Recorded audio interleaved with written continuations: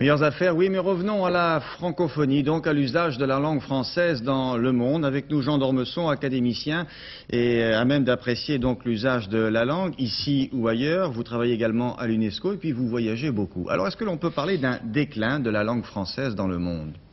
Vous savez, il y a d'abord la langue française est un trésor. C'est évident que c'est un trésor commun, comme nos arbres ou comme la mer. On protège la mer, on protège les arbres, il faut protéger la langue. Il y a deux grands problèmes liés mais différents. L'un, c'est le problème de la pureté de la langue. L'autre, c'est le problème de la diffusion de la langue. Alors, pour ce qui est de la diffusion, bien sûr, il y a un recul.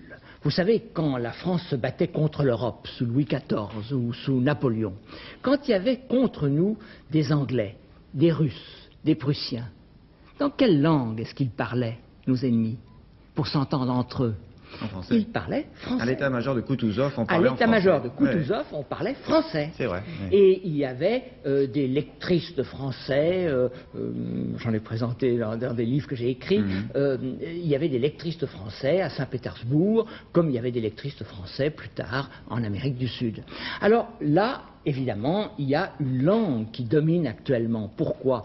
Parce que la langue n'est pas seule, la langue va avec la démographie, la langue va avec la richesse, la langue va avec le commerce, avec l'industrie. C'est évidemment l'anglais. Eh ben oui, alors je serais tenté de vous dire la faute à qui alors vous savez, s'il y a dans un léger les déclin. congrès scientifiques, par exemple, que je connais mieux que le reste, comme dans le commerce, il y a évidemment un recul du français devant l'anglais. Alors je crois qu'il ne faut pas désespérer. Il ne faut pas désespérer parce que nous ne sommes pas seuls, les Français.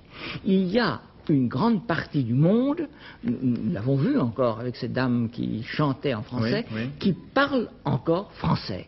Il y a en Louisiane, il y a naturellement au Québec, il y a à Haïti, il y a au Liban, il y a dans toute l'Afrique des gens qui parlent français.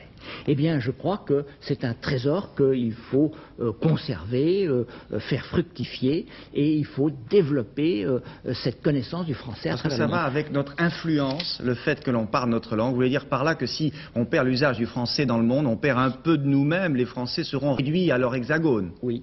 Et alors, vous voyez, vous posez très bien le problème. Le français dépasse la France. Et vous voyez toutes les conséquences politiques qu'on pourrait en tirer.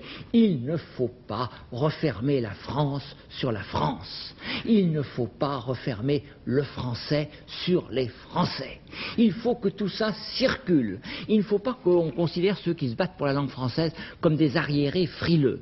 Il faut qu'on s'ouvre au grand vent et qu'on accueille les gens qui, en Amérique, en Afrique, en Asie, parlent le français. Jean d'Ormesson, autre problème, les Français eux-mêmes n'aiment pas bouger. Les études économiques montrent bien qu'ils hésitent à aller travailler à l'étranger. Alors, est-ce que ce n'est pas contradictoire avec la mentalité française actuelle? Eh bien, je crois qu'il faut faire bouger tout ça. C'est pour ça que je suis libéral. C'est parce que je crois que les mots doivent voyager comme les hommes. Qu'il faut accepter, il ne faut pas avoir peur des mots étrangers, n'ayez pas peur de dire week-end ou de dire parking, ce sont des fausses On nous le querelles. reproche, vous savez. Ça n'a aucune importance, il faut qu'une langue vive. Ce qu'il faut, c'est tâcher... C'est un académicien qui dit ça. Oui, mais moi j'ai noté. Hein, je suis laxiste, vous savez. Après tout, je mange des sandwichs, je vais à l'opéra et quand j'ai froid, je mets un châle.